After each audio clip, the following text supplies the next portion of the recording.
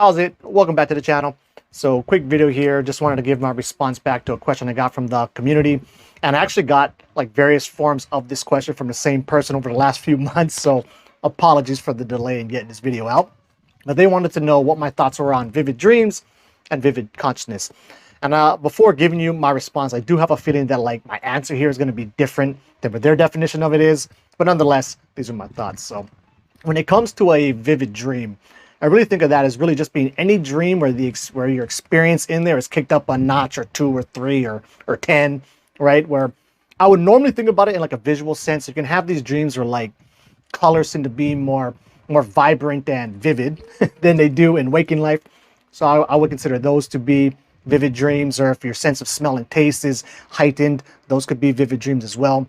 However, for me personally, because I have smell and taste in my dreams so rarely, even if I had like kind of just regular mundane dream, but I could smell or taste anything, I would personally kind of put that as, you know, as a vivid dream to me, or like in my dream journal or whatever. And then also if you're, you know, if it's really emotionally charged, either positively or negatively, I would consider those to be like vivid dreams as well. So like you're having some terrifying nightmare. It's not a good dream, but nonetheless, I would still consider those to be vivid.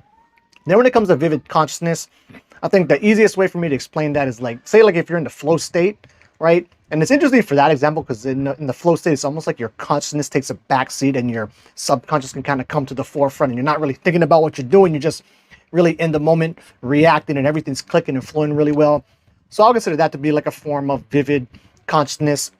Or say like, you know, if you're extremely happy, you're having the time of your life while you're awake, that could be vivid consciousness. Or on the other end of that, if you're like really scared or terrified, that could be a form of vivid consciousness as well. And then to kind of bring this back to the to the dreaming side of things, you know, are all lucid dreams vivid dreams? So I would say for that, no, but I will consider anytime you're lucid in a dream to be a form of vivid consciousness, right?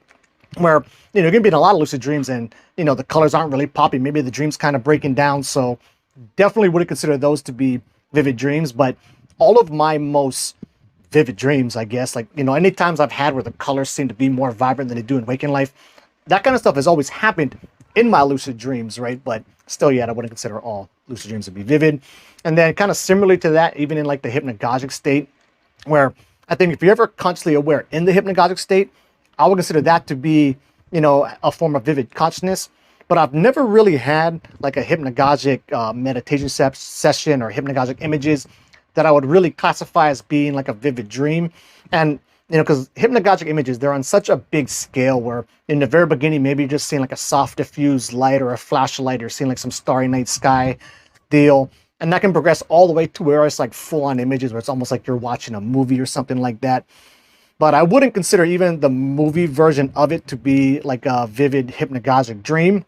However, I have had vivid hypnagogic imagery, but every time that's come along to me, I've been like, you know, you're taking psychedelics, or, you know, you eat a whole ton of like these THC gummies and you're basically hallucinating behind your closed eyes. So those could be, you know, vivid dream experiences in the hypnagogic state, but I wouldn't really consider them to be, you know, typically I wouldn't consider hypnagogia to be classified as like a actual vivid dream. Kind of on that same front too, you know, if you are taking psychedelics and you're in the peak state and the walls are melting and colors are flowing together and whatever, that could be like a vivid conscious experience as well too, right there, of course. But anyway, those are my thoughts. Hope that answers your questions. Thanks for it, and until the next video, keep your dreaming practices legit.